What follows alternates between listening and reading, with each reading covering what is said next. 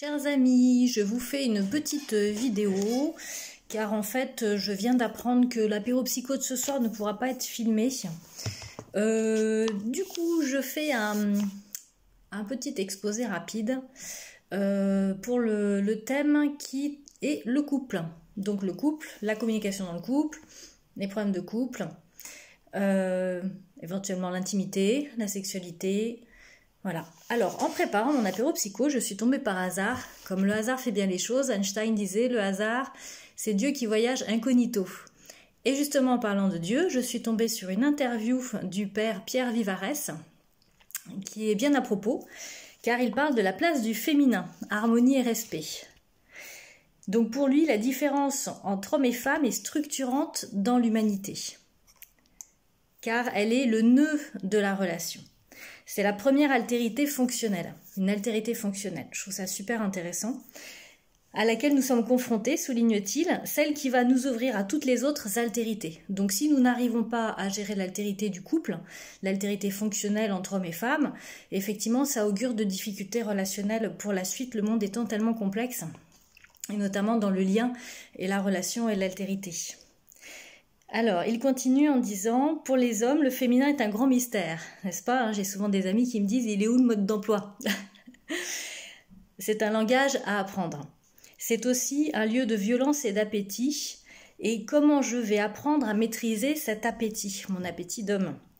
Non pour le rendre tabou ou péché, mais pour accepter avec maturité ma nature d'homme ou de femme et la vivre sereinement dans l'harmonie et le respect. Donc je trouve que ça fait vraiment une bonne entrée en matière pour cet apéro psycho sur le couple. Alors ensuite, en plus léger, je voulais continuer en vous citant des proches. Oui, vous avez tous entendu, vivre en couple, c'est affronter à deux des problèmes que l'on n'aurait pas eu tout seul. Et le docteur Patrick Lehmann, que j'ai eu la chance d'avoir comme enseignant à la FTCC, rajoutait... Vivre tout seul, c'est affronter tout seul des problèmes qu'on n'aurait pas eu en couple. Oui, parce qu'en couple, on les aurait résolus, mais du coup, tout seul, on y est confronté. Donc, effectivement, comme en psychologie, tout est toujours question d'angle de vue. Donc, c'est ça qui est intéressant. Alors, je me suis inspirée, là, pour cette intervention de ce soir, de plusieurs personnes que j'ai eu la chance de croiser sur mon chemin de formation, dont j'ai déjà cité le docteur Patrick Lehmann. Il y a aussi le docteur Frédéric Fanger, qui est psychiatre à Lyon, psychiatre, psychothérapeute, et qui a écrit des livres, et notamment Oser la vie à deux, qu'il aurait voulu appeler 1 + 1 = 3, mais que Odile Jacob a préféré appeler Oser la vie à deux, puisque ça faisait suite à son livre précédent sur Oser, sur la thérapie de la confiance en soi, en fait. Oser. Donc voilà, donc 1 + 1 = 3, très intéressant, très pragmatique, qui est un livre, si vous voulez vous y référer. Il y a aussi Pascal de Sutter, que j'ai eu la chance d'écouter en congrès, et qui est un des experts de l'émission Mariée au premier regard. Alors, on en pense ce qu'on veut de l'émission, mais en tout cas, c'est un collègue qui est très, très pertinent, très à propos, et qui donne vraiment de bons conseils, là encore assez pragmatiques. Il est sur Louvain, si je me souviens bien. Donc évidemment, nous avons le livre Les hommes viennent de Mars, les femmes viennent de Vénus, qui est un livre aussi qui est assez pragmatique, américain, qui permet d'avoir des outils et de mieux comprendre nos différences fonctionnelles. J'aime beaucoup aussi Stéphanie Husso, qui est aussi médecin psychiatre, elle est sur Toulouse. Et elle a écrit « Petit guide de l'amour heureux à l'usage des gens un peu compliqués ». Et c'est très intéressant ce livre, en plus il est plein d'humour, il est très scientifique mais tout en étant très bien vulgarisé. Et elle se réfère notamment à la thérapie des schémas de Jung, c'est-à-dire que chacun nous avons nos schémas de fonctionnement qui sont liés à des besoins fondamentaux non résolus, ou à des problématiques d'attachement précoces. Donc elle fait le lien avec les schémas et le couple, comment on vit le couple, son attente du couple, comment on se comporte en couple. Et voilà, donc un petit peu les références que je vais aborder ce soir. J'ai mis sur mon Facebook des vidéos, notamment de Patrick Lehmann, Les bombes à retardement dans le couple. Très intéressant, où il cite aussi beaucoup d'auteurs. D'ailleurs, c'est rigolo, j'ai constaté qu'on avait un peu les mêmes références. Et voilà, donc le 1 plus 1 égale 3. Je prendrai le temps de le développer. Puisqu'en fait, effectivement, mathématiquement, hein, je pense qu'on a compris que c'était pas juste. Mais l'intérêt du couple, justement, c'est de créer une espèce de plus-value. Alors, je sais qu'il n'utilise pas ce terme, hein, Frédéric Fanger, mais l'idée, c'est de faire une valeur ajoutée, c'est-à-dire de rester avec mon 1. Donc, le 1, en gros, c'est chaque partie du couple, 1 plus 1. Si j'arrive dans le couple avec mon 1, mes valeurs, mes traumas, mes qualités, mes défauts, mes centres d'intérêt, ma personnalité, l'idée, c'est de ne pas rogner ce 1. Alors, évidemment, je vais pouvoir m'améliorer. Tout est plastique, il y a du changement dans la vie. Mais si je dois me rogner, c'est-à-dire retirer certaines parties de moi pour être dans le couple, c'est pas viable à terme, ça n'est pas durable. Moi, je dis, c'est de l'écologie. Écologiquement, c'est pas durable en termes de couple. J'arrive avec mon 1, si je choisis le 1 de l'autre, c'est que le 1 de l'autre m'intéresse pour ce qu'il est. Donc évidemment, là, je fais face aussi à un package de qualités, de défauts, de traumas éventuellement relationnels passés, de centres d'intérêt, de valeurs, de modes de fonctionnement, comportementaux, etc. Si je choisis ce 1, c'est qu'il va me permettre, moi, de me tirer vers le haut, et je vais aussi avoir envie de lui apporter, de le nourrir de ce que je suis, ou de le soutenir aussi dans ce qu'il aura envie de mettre en place. Donc voilà la plus-value du 0,5 qu'on rajoute à chacune des parties pour en fait co-construire continuellement cette relation qui évidemment doit rester plastique, j'allais dire neuroplastique, mais c'est vrai que c'est un petit peu comme à l'image du cerveau ou de toute la nature, tout est changement, rien n'est fixé dans le temps. Et l'idée, ça va être d'essayer de s'adapter au mieux continuellement à ce couple qui va être lui-même en changement. C'est-à-dire que moi, je vais être en changement. Je ne suis pas la même à 20 ans, qu'à 30 ans, qu'à 40 ans. Je ne suis pas dans le même contexte. À un moment donné, je suis jeune femme. Ensuite, je suis jeune maman. Ensuite, je suis maman d'adolescent. Et ensuite, je suis retraitée avec les enfants qui sont partis de la maison. Donc moi, je ne vais pas être la même. Mon conjoint ne va pas être le même non plus, et il va falloir que nous continuions à essayer de co-construire, de co-gérer cette nouvelle adaptation, ce nouveau couple continuellement. Donc c'est vrai que c'est du travail. C'est du travail, c'est évidemment, Patrick Lehmann disait des efforts, les mots tabous et des concessions. Et d'ailleurs, Patrick Lehmann parle beaucoup dans sa vidéo des bombes à retardement dans le couple, de faire attention aux concessions. Donc là, ça recoupe un petit peu le 1 plus 1 égale 3. C'est-à-dire si je me rogne, si je me dis, bon, ok, elle aime pas mes amis, il m'invite ce soir, si je lui propose, elle va se sentir obligée d'accepter, ça va pas lui plaire, donc tant pis, je m'assieds dessus, et puis je dis aux amis que je viens pas, parce que sinon ça va, voilà, je fais ça pour elle. Donc je fais une concession, mais je ne lui dis pas, mais pour moi c'est ok que je fais ça pour elle. Et finalement, ça va créer ces petites bombes à retardement où je fais une concession, mais ça, plus ça, plus ça. Si cela n'est pas verbalisé, et si on ne met pas les sous-titres, eh bien en fait, il va y avoir peut-être des micro-incompréhensions qui vont s'installer de façon régulière, ce que j'appelle moi un petit peu le supplice de la goutte d'eau. Voilà. Jusqu'au moment où la cocotte est pleine et que là, ça va un peu déborder. Donc, on conseille de mettre les sous-titres, c'est-à-dire de vérifier que ce que je fais, j'ai bien mis les sous-titres de pourquoi je le fais, ou ce que je dis, j'ai bien vérifié que le récepteur avait reçu le message de la façon dont je l'ai émis. Puisque là, on tombe ensuite dans une problématique de communication toute simple et classique. Mais dans mon couple, je ne peux pas me passer non plus de cette communication. On est dans l'illusion quand on est dans un couple que, je sais pas, il est comme moi, ou il me comprend comme personne. Ou... Oui, peut-être, c'est pas pour rien que vous l'avez choisi. Mais attention quand même de ne pas être dans l'illusion que l'autre devine mes pensées, ou sait pourquoi je fais ça, ou va comprendre mes attentes ou mes besoins. Là, on est un petit peu dans la pensée magique hein, du bébé avec sa maman. Ce qui fonctionne, puisque maman a des antennes pour décoder les besoins de bébé. Mais dans le couple, c'est vrai qu'on aurait tendance à être dans cette attente, ce serait tellement agréable. Mais là encore, l'autre n'est pas moi. En plus, l'autre, biologiquement, chimiquement, hormonalement, ne fonctionne pas non plus comme moi. Et c'est vrai que quand on fait de la thérapie de couple, le nombre de fois où on entend mais moi j'aurais compris. Et oui, mais vous, ça n'est pas lui, vous, ça n'est pas elle. Donc voilà, effectivement, pour un cerveau de vénusienne, entre nous, on va se comprendre un petit peu mieux parce qu'on a la même façon de fonctionner. Et peut-être entre martiens aussi, il y a des choses, ils se comprennent bien sans avoir besoin de se le dire.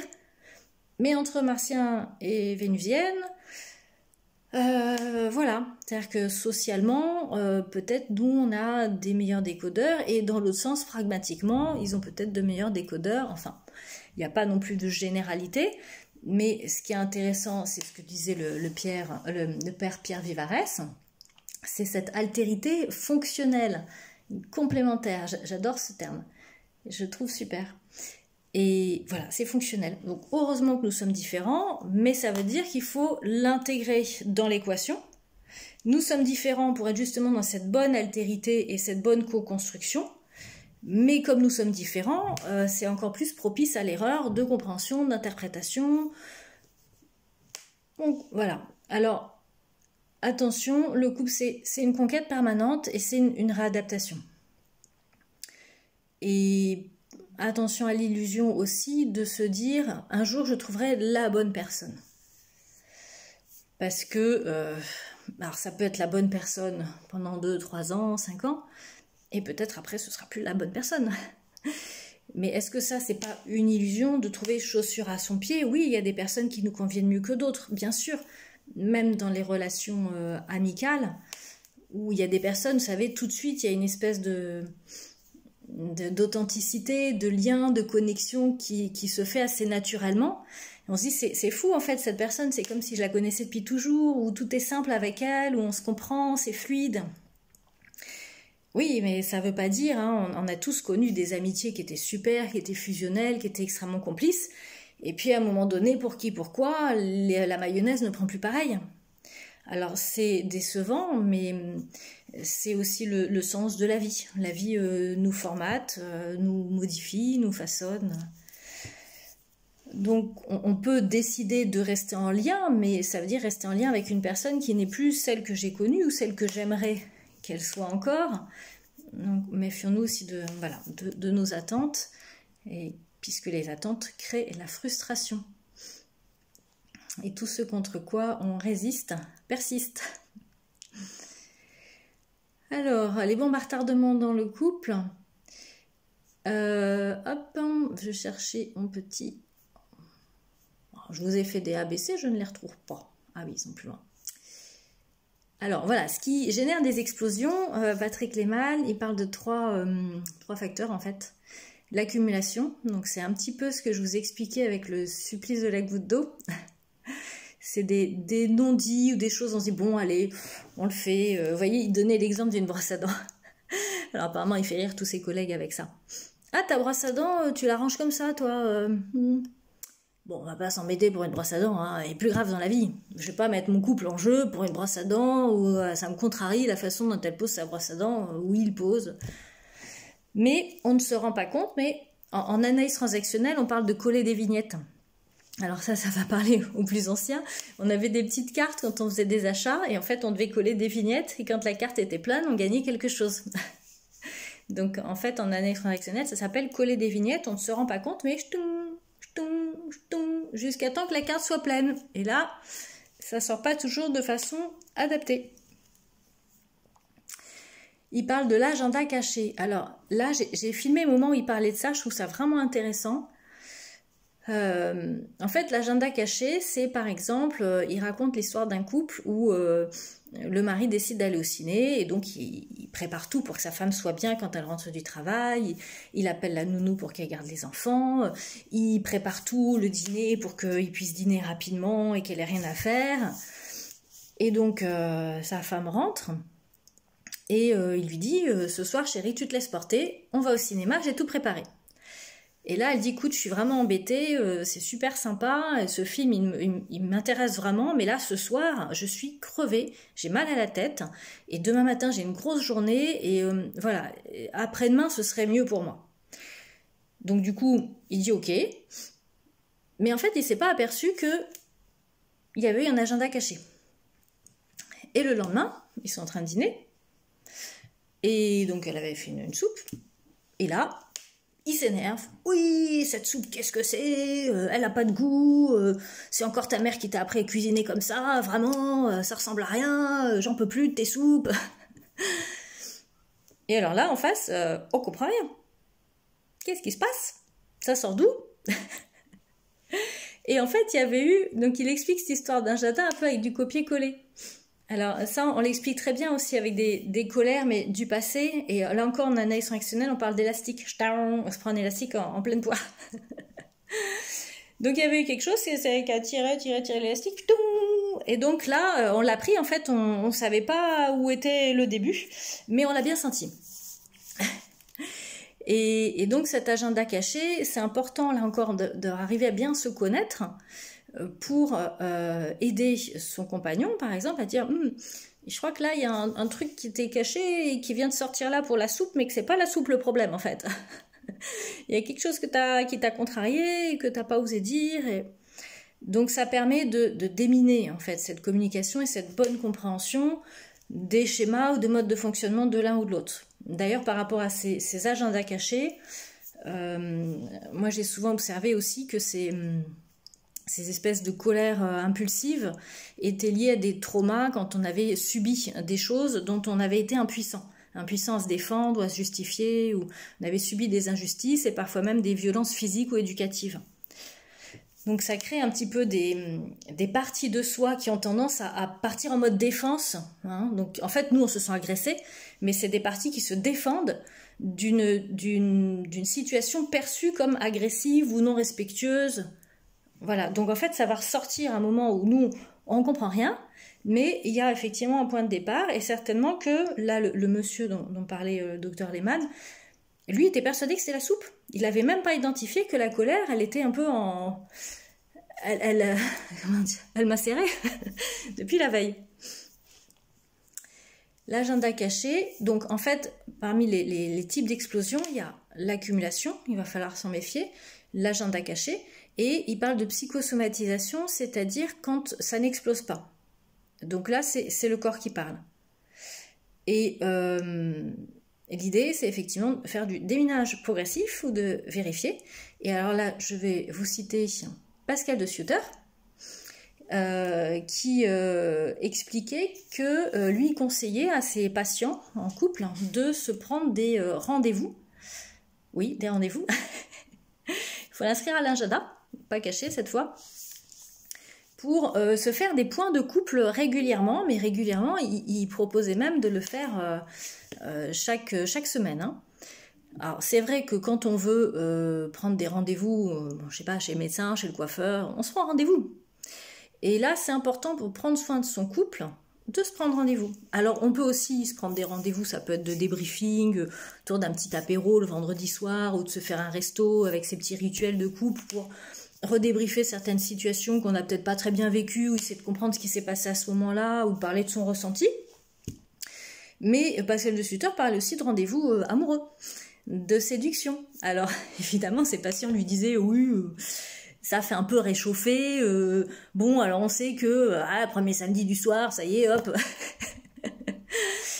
Et en fait, Pascal de Sutter disait « oui, mais enfin là, quand c'est votre couple officiel, vous dites que ça fait réchauffer, que ça casse toute la spontanéité et que du coup le désir n'est plus là.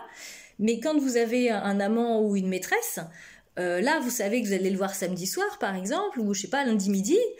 Alors là, vous êtes tout prêt, vous vous maquillez, vous vous préparez, vous pomponnez, vous mettez sur votre 31, et puis l'émulation est là.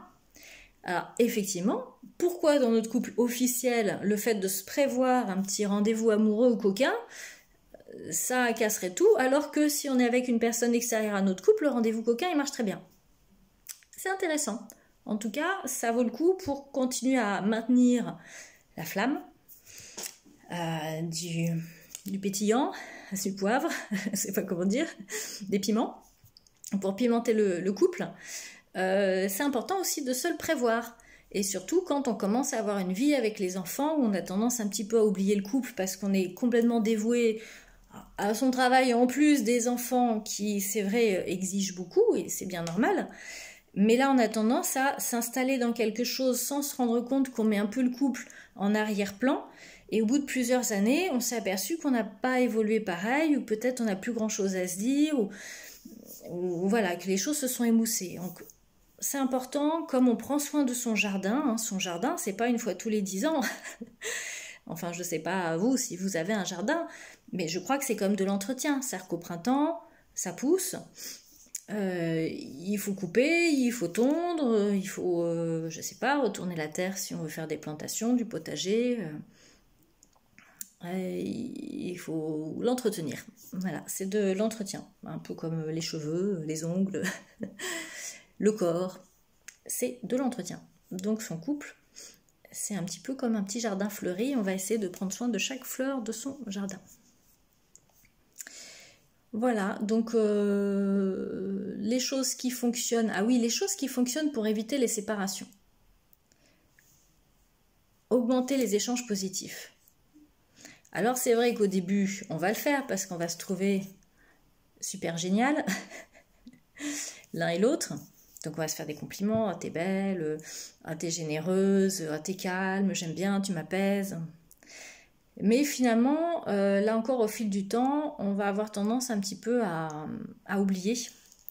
Et évidemment, quand les hormones du début, le honeymoon, commencent un peu à descendre, on a tendance à voir plutôt les côtés négatifs, qui étaient un peu occultés jusque-là. Ah tiens, j'avais pas vu qu'il était comme ça. Donc c'est important de se hisser dans le positif, un peu comme on va chercher à faire avec nos enfants, mais c'est vrai que ça paraît beaucoup plus simple ou naturel avec les enfants. Hein, dire ah bah c'est bien, tu vois, tu es arrivé. Ah bah c'est chouette, j'ai vu que tu avais aidé ton petit camarade là dans la cour, c'est vachement sympa. Tu lui as apporté son cartable, c'est chouette. En fait, on va essayer vraiment de faire ce qu'on appelle en TCC du renforcement positif, de tirer vers le haut. Par contre, avec les adultes, ça nous semble pas nécessaire. Ah, mais il le sait bien qu'il fait bien. Vous voyez, ça c'est dans le spectacle de Mars et Vénus, par exemple. Lui, il dit que les hommes, excusez-moi, messieurs, mais les femmes aussi, on y trouve notre compte. Et les hommes, c'est comme des dauphins qu'il faut les récompenser en leur jetant des petits poissons. Alors évidemment, là quand j'étais en thérapie de couple, ou même quand je suis en thérapie simple, les dames me disent « Oui, mais enfin moi, quand je fais la vaisselle, j'ai pas besoin qu'on me dise « Oh super, hein, t'as fait la vaisselle !» Je fais la vaisselle parce qu'il faut la faire, et puis c'est tout. Je passe l'aspi parce qu'il faut le faire, et puis je range parce qu'il faut le faire. J'ai pas besoin qu'on me dise « Ah, t'as rangé, c'est bien !» Et oui, mais ça c'est la vénusienne. Alors le martien, c'est vrai qu'il a besoin qu'on acte le positif dans ce qu'il a fait.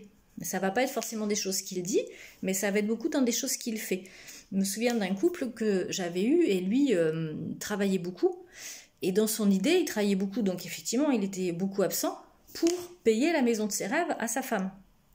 Et en fait, elle, donc là, vous voyez, ça n'était pas dit, elle disait, oui, en fait, il s'en fout de moi, parce qu'il est jamais là, je le vois jamais, il passe son temps à son travail, il préfère ses collègues à moi, ou...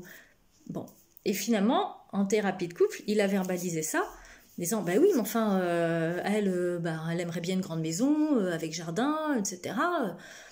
Ça coûte cher, donc moi si je veux lui offrir ça, et il faut que je travaille beaucoup, en tout cas pendant plusieurs années, je vais faire que ça pour qu'on puisse se payer cette maison, pour qu'elle puisse être heureuse.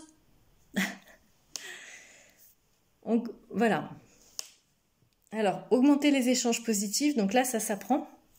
Et c'est vraiment important, c'est aussi, en dehors du couple, c'est aussi des choses qu'on apprend à faire en TCC, hein, du renforcement positif, c'est essentiel. Ça fluidifie énormément la communication, même entre collègues, sans forcément être que dans le couple. Ah ben c'est bien, t'as pensé à me sortir tel dossier, c'est super, merci beaucoup. Ou ah ben j'ai vu que t'avais répondu voilà, à tel client, ah c'est chouette, hein, merci d'avoir répondu, j'étais pas là, c'est bien que t'aies pu le faire. Ça mange pas de pain, ça fluidifie, on met de l'huile dans les rouages en fait. Par contre, il faut toujours renforcer des choses qui sont vraies, hein, on va pas mentir. Si je trouve que ma compagne a une robe affreuse, je vais pas lui dire ah, elle est magnifique ta robe. Non. Par contre, je peux peut-être renforcer autre chose. Je peux peut-être lui dire bon, ta robe j'aime pas trop, mais alors tes chaussures j'adore. Why not? Donc voilà, comment on augmente les échanges positifs et d'acter, alors dans les deux sens, hein, là je faisais un lien avec Mars et Vénus pour le dauphin et le poisson, mais dans les deux sens, c'est-à-dire que nous, évidemment, quand on remarque que on a une nouvelle paire de boucles d'oreilles, qu'on a été chez le coiffeur, qu'on a changé de parfum, je ne sais pas. En tout cas, ça nous fait plaisir, c'est super. C'est des petits mots qui font du bien et qui prennent soin de la relation. Comme dans votre jardin, quand vous allez vérifier qu'il n'y a pas des choses à couper, qu'il n'y a pas des tuteurs à mettre, qu'il n'y a pas peut-être une plante à changer d'endroit parce que là où elle est, elle ne se plaît pas. C'est un petit peu tous les jours. Donc, 1, augmenter les échanges positifs. 2, augmenter les habiletés à communiquer. Effectivement, ce sont des habiletés sociales. Ce sont des choses qui s'apprennent. J'ai enseigné pendant quelques années ce qu'on appelle le GAS, là encore en TCC, hein, en thérapie cognitivo-comportementale. Donc GAS, c'est groupe d'affirmation de soi. Et dans ce groupe d'affirmation de soi, on travaille des techniques. Donc là, c'est le docteur Charlie Kunji qui est psychiatre à Lausanne. C'est des techniques d'affirmation de soi, des techniques de communication, qui sont là encore des choses très pragmatiques, un peu des modes d'emploi à pratiquer pour s'entraîner à cette méthodologie. Et c'est des choses qui fonctionnent bien, mais c'est des choses qui s'apprennent. En fait, tout s'apprend, comme prendre soin de son couple. Donc, augmenter les habiletés à communiquer et augmenter la capacité d'acceptation. De 3. C'est-à-dire augmenter la capacité de faire avec la réalité des différences. Mieux comprendre comment l'autre fonctionne, parce qu'il fonctionne différemment de soi. Donc augmenter la capacité d'acceptation, et là on parle de principe de réalité, et c'est très important, hein. Je parlais tout à l'heure un petit peu de l'illusion de la personne parfaite, du couple parfait, le jour où j'aurai rencontré the bonne personne, tout ira bien. Et en fait non, le principe de réalité c'est qu'il y a des jours avec, il y a des jours sans, et dans le couple ce sera pareil. On est en bateau et on doit gérer ensemble pour avancer dans la bonne direction, malgré les tempêtes, les bourrasques, les mers calmes, les pannes de moteur, les voiles qui se déchirent. Donc l'idée c'est vraiment de faire équipe, comme on est coéquipier sur un bateau. Y en a un qui est capitaine, mais ensuite ça peut être l'autre qui prend le relais s'il y a besoin à un moment donné. C'est ça aussi, cette flexibilité, cette adaptation. Et là, donc adaptation et acceptation, c'est-à-dire de prendre l'autre tel qu'il est. Ça ne veut pas dire que je ne vais pas chercher à aider l'autre pour qu'il s'améliore. Et d'ailleurs, là, je pense à Florence Servan-Schreiber, la cousine de David Servan-Schreiber, vous savez, le neurologue, médecin psychiatre, qui est décédé il y a quelques années, et qui a écrit d'excellents livres, notamment Guérir le stress et l'anxiété sans médicaments. Et donc sa cousine fait des stages, des formations, et j'avais écouté une vidéo où elle expliquait les kiffs. Je ne sais pas si ça vous parle, en fait, les 3 kiffs du jour. Pour faire du renforcement positif chaque jour, je vais essayer d'aller sélectionner, enfin une sélection positive, une abstraction sélectivement positive de ce qui m'a plu, de ce qui m'a rendue heureuse, de ce qui m'a rendue fière dans la journée. Et ça, je peux me le faire pour moi, mais je peux aussi le partager. Donc elle expliquait que ça, tous les soirs, lors du dîner avec ses enfants et son mari, elle le partageait, et ça avait appris à ses ados à aller chercher le positif et à entendre aussi ce qu'on trouvait de positif sur eux. Donc c'était assez sympa. Et elle explique ça dans son assemblée. Et il y avait son mari qui était au premier rang. Et je trouvais ça super touchant. Et elle a dit, bah, d'ailleurs, ici j'ai mon mari. Et je le remercie parce que c'est grâce à lui que j'en suis là aujourd'hui. Il m'a soutenue dans mes projets, il a eu confiance en moi, il était persuadé que j'allais y arriver. Et en fait, ce qu'il m'a apporté, c'est ce dont je manquais pour mener ce projet à bien et pour être là aujourd'hui devant vous. Donc, merci énormément à lui pour son soutien sans faille et les compétences qu'il m'a aidé à développer chez moi. Mais ça, je trouvais ça extraordinaire. Et c'est vrai, on ne se le fait pas suffisamment souvent. Alors que si on a choisi cette personne, c'est bien qu'il y a des trucs super qu'on aime chez elle. Mais c'est vrai que le quotidien, le souci, si on n'y prend pas garde, c'est qu'on va finalement ne focaliser que sur ce qui ne va pas et sur ce qu'on aimerait qu'il ne soit pas là. Donc là, on est sur ce qu'on appelle du shaolding. Ou alors en méditation, en bouddhisme, on dirait que c'est les 3 renoncements. Et là, on est sur atteindre des objectifs. Donc il faut renoncer à atteindre des objectifs ou avoir des prérequis de il faut, ça doit, je devrais pas, il aurait fallu.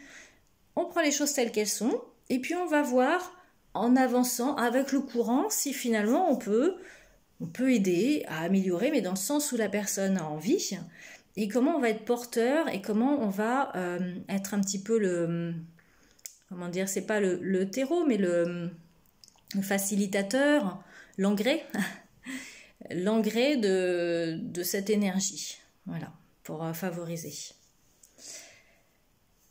Alors, voilà. Bon, il y aurait beaucoup de choses aussi à vous dire, et notamment dans les différences hormonales.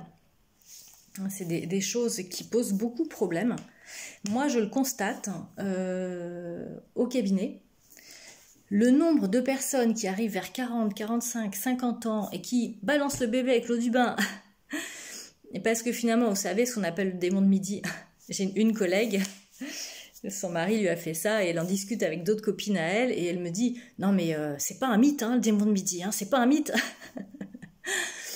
Et c'est vrai que moi, je vois au cabinet, alors soit j'ai les enfants de ces couples-là, qui sont adultes maintenant, mais qui ont subi, alors souvent un papa hein, qui a tout envoyé valser, mais ça peut être des femmes aussi bien sûr. Et pourquoi souvent plus les hommes? Parce que là encore, nos différences hormonales font que nous on est cyclique. Et en gros, hormonalement, on est créé, on fonctionne pour ovuler une fois par mois. C'est-à-dire que notre désir, il est lié aussi à cette ovulation, alors qui est modulée, qui est tempérée par la pilule ou par voilà, d'autres choses aujourd'hui dans notre vie actuelle. Mais à la base, ouais, c'est comme les animaux, par exemple les chats, les chattes, elles ne sont pas en chaleur 24/24. Il faut que le matou, il arrive au bon moment. Donc nous déjà, si on ne comprend pas ce cycle, en fait, peut-être on va culpabiliser, parce que oui, quand on est jeune et qu'on a les hormones attaquées, tout fonctionne bien. Quand on a un bébé, les hormones de libido, c'est pas ce qui est le plus important à ce moment-là dans notre physiologie, puisqu'on va allaiter, on va être là pour prendre soin du bébé. Donc c'est là où nos hormones sont un petit peu en jachère, au niveau du couple, au niveau de la libido sexuelle, ce qui est logique hormonalement parlant. Et puis ensuite, il va y avoir l'installation de la ménopause aussi pour nous, où normalement, pour nous, on est un peu périmé, comment dire, attention, hein, sexuellement en termes de reproduction. Et normalement, le seul but de la vie sur Terre, ça c'est mon prof de biolo à la fac qui me l'avait dit, le seul but dans la vie, c'est de se reproduire. Alors il avait fait marrer tout l'amphi, mais la nature, elle vient au monde pour se reproduire, et puis ensuite elle meurt, et puis c'est ceux qu'elle a produits qui vont à nouveau devoir se reproduire, etc. Alors, c'est vrai que si nous ne comprenons pas ce fonctionnement et qu'on ne peut pas non plus l'expliquer à notre compagnon, là encore, pour se coordonner, ça va être compliqué. L'homme, lui, il produit des hormones sexuelles en continu. Alors, évidemment, on ne va pas être sur les mêmes cycles. Et c'est là où il va y avoir des décalages. Le fait de bien comprendre les besoins de son homme, les besoins de sa femme, les limitations, et ça il explique très bien aussi dans le spectacle Mars et Vénus, ils disent, alors au début ils disaient l'homme c'est un four à micro-ondes et la femme c'est un four à préchauffage. Et là, je l'ai réécouté et il disait, l'homme c'est un chalumeau. Juste avant c'est froid, mais quand on l'allume, ça monte tout de suite en température. Par contre, dès qu'on l'éteint, ça refroidit tout de suite. Et puis la femme, c'est un four, c'est-à-dire que ça met un peu du temps à monter en température. Par contre, une fois qu'on a éteint un four, ça reste chaud longtemps. et, et voilà, donc c'est pas que l'homme va devoir se frustrer tout le temps en disant bon, madame, elle n'est pas dans sa période d'ovulation, donc je la laisse tranquille et puis je me la mets derrière l'oreille. Non, parce que une frustration, là encore, c'est un peu le supplice de la goutte d'eau, c'est des concessions. Et les concessions, on se bride, on se rogne, et à terme, ça n'est pas durable. Ça ne veut pas dire non plus, messieurs, laissez votre femme tranquille tant qu'elle n'est pas en période d'ovulation et puis allez voir ailleurs. L'idée, c'est de se connaître, se comprendre et voir comment on négocie l'un et l'autre pour que ni l'un ni l'autre ne soit frustré ou ne se sente acculé à faire. Comment on se coordonne avec ça? On n'est pas tout à fait raccord, mais ok, moi je sais que pour toi ça c'est important, ou ça te rassure, ou ça te fait te sentir aimé.